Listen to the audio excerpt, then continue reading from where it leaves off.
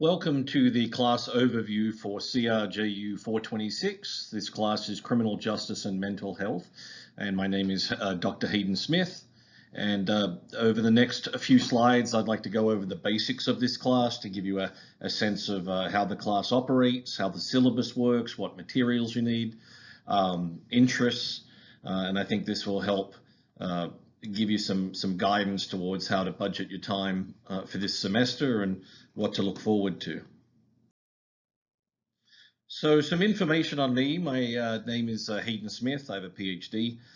Criminal Justice and Criminology. Our department is located in Corel College.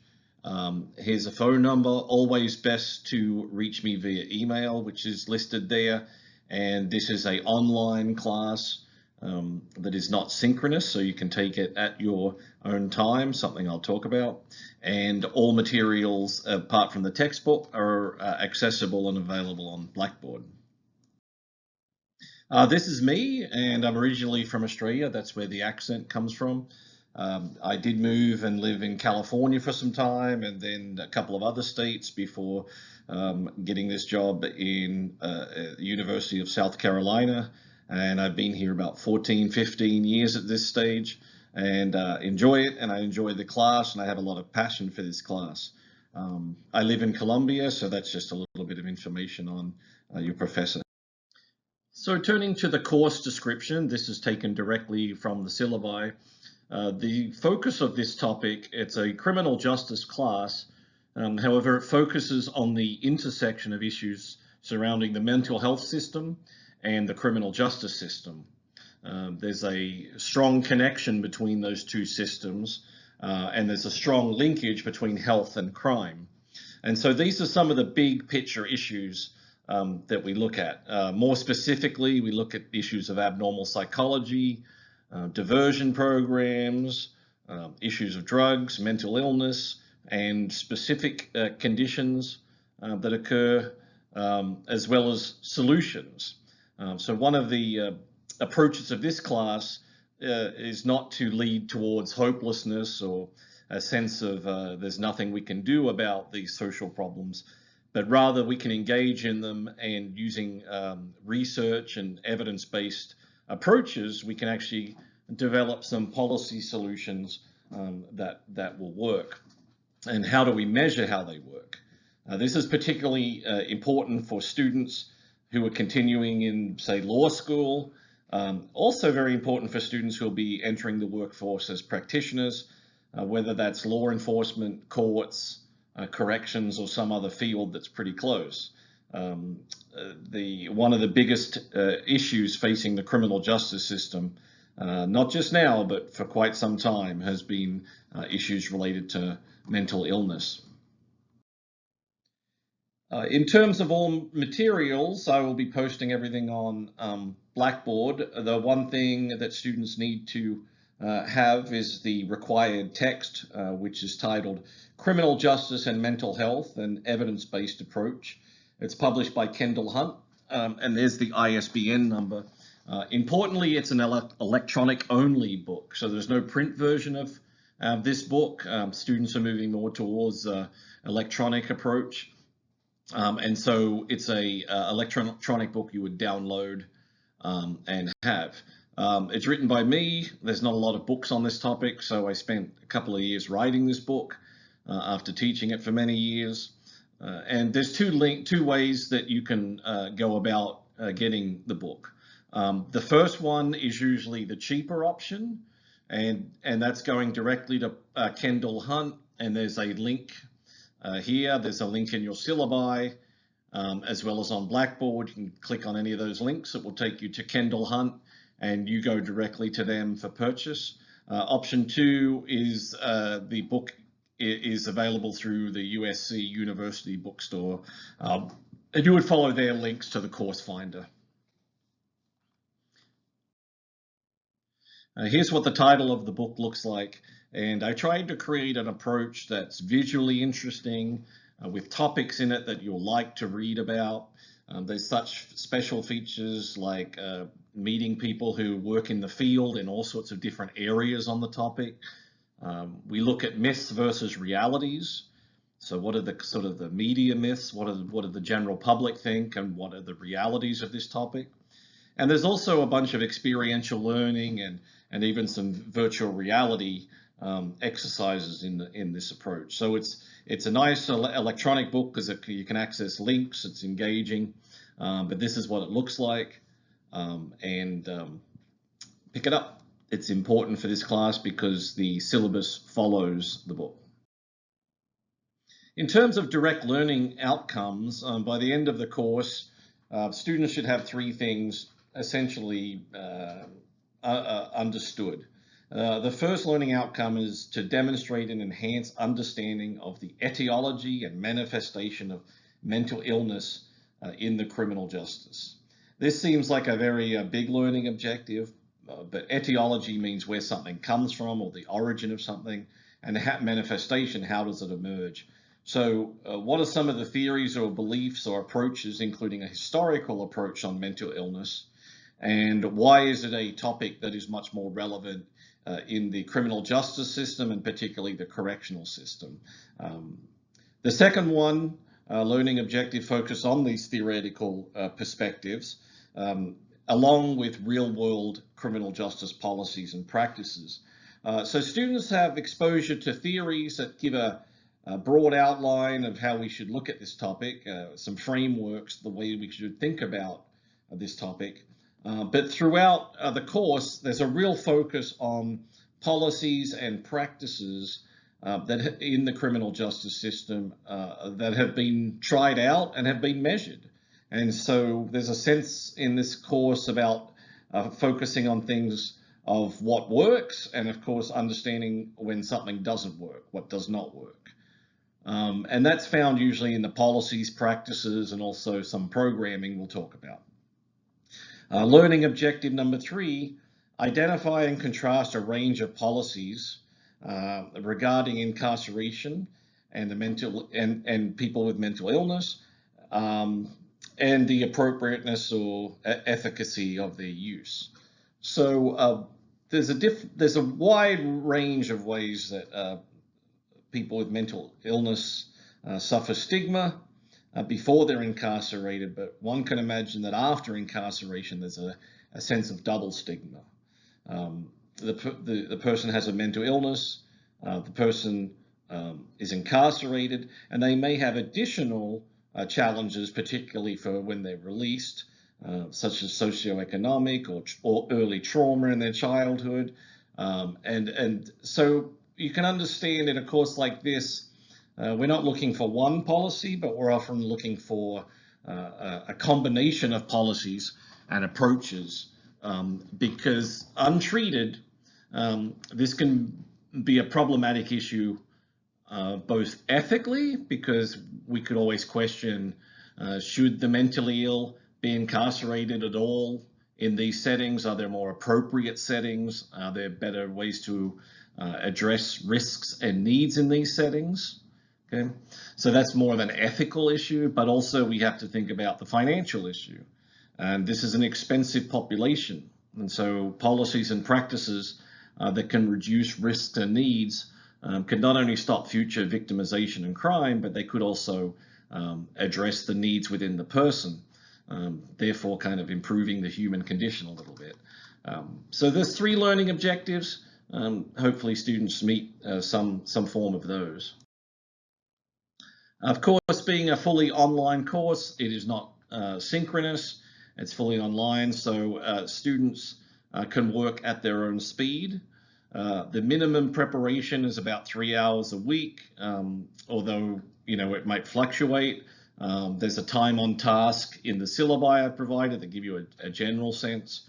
But slow and steady and working on things as they come up and focusing on timelines and deadlines is an important part of this course.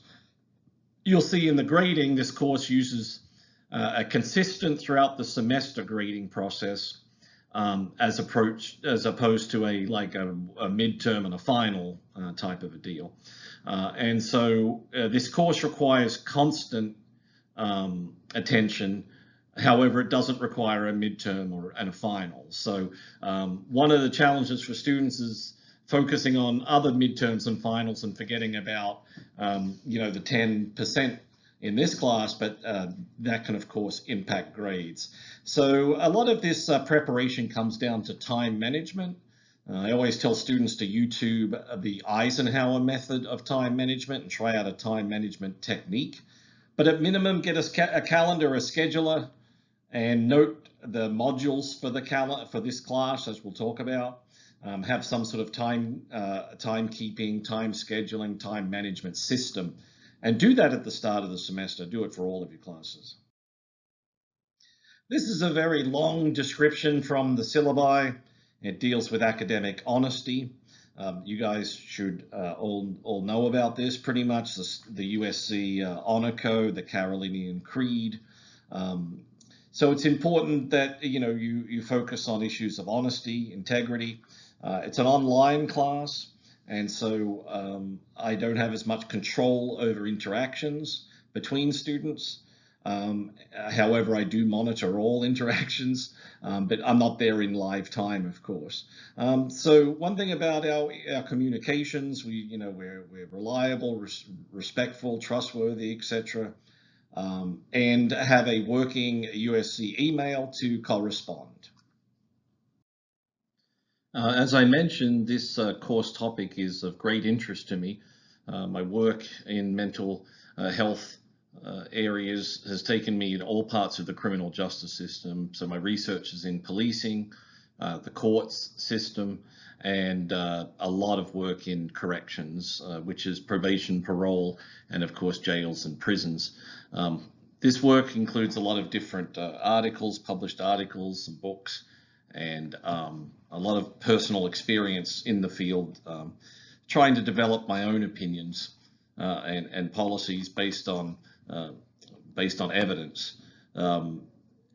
One thing that I hope you'll learn from this class is that I'm not going to impose my opinion on any topic, but rather I'm going to present evidence. And if you do careful reading, I just want you to come up with your own opinions on topics or thoughts that are supported by evidence. Now, with that said, this class is a little bit different because it's online and it's not synchronous. And so I'd like to give you some more details about the nuts and bolts of the course.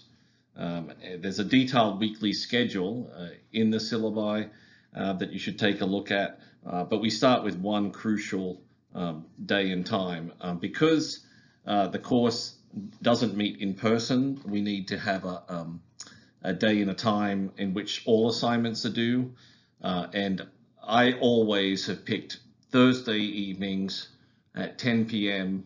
Eastern Time.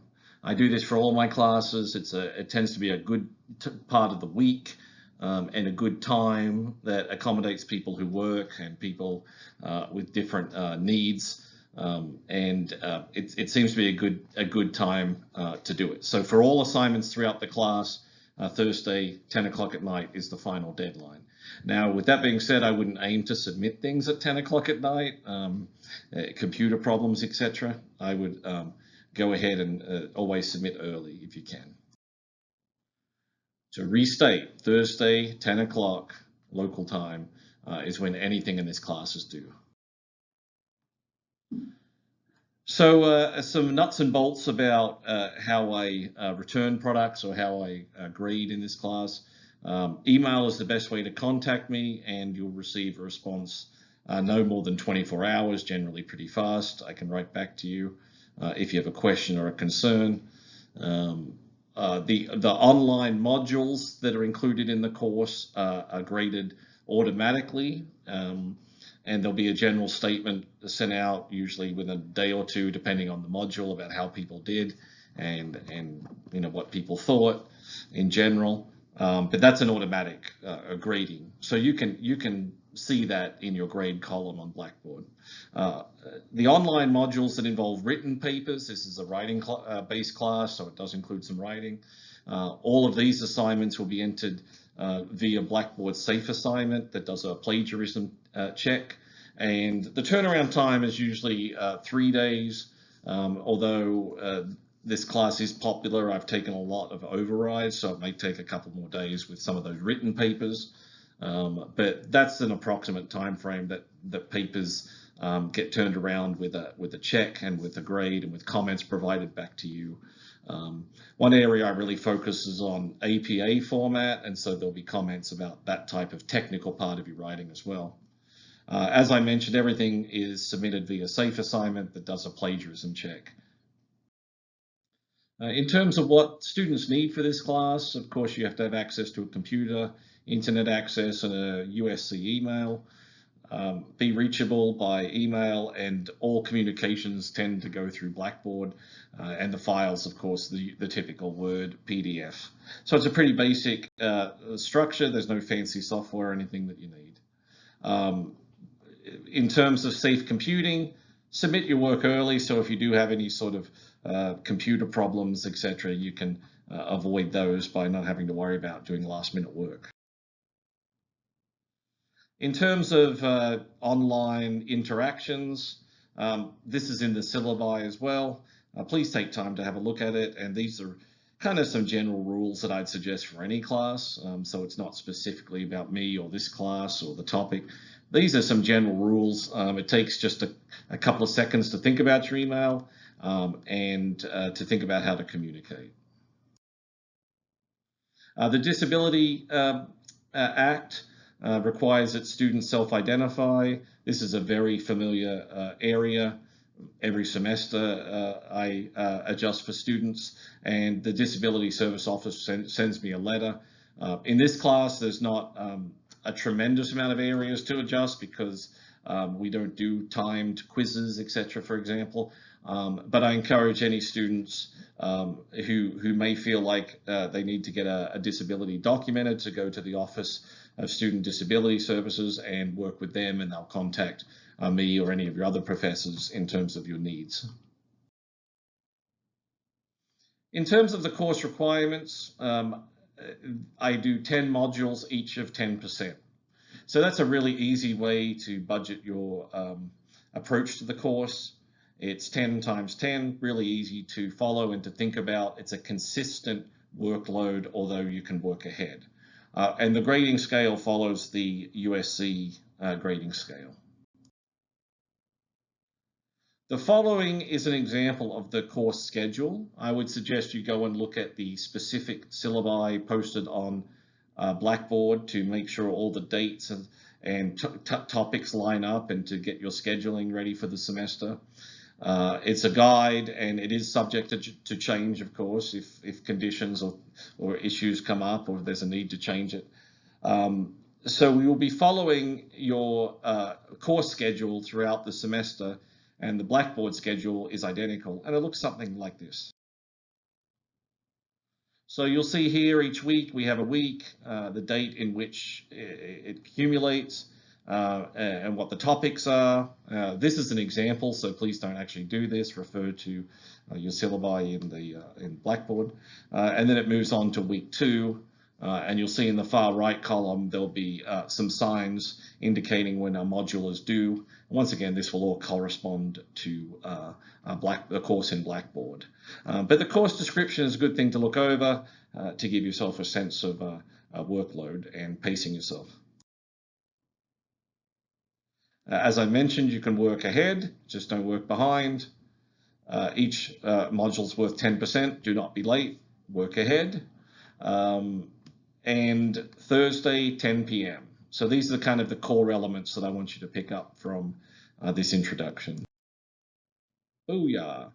So I'm glad we got to the end of our introduction today. CRJU 426, Criminal Justice and Mental Health. I hope you enjoy this course as we move forward, and I look forward to the exciting and interesting and important topics that are coming up.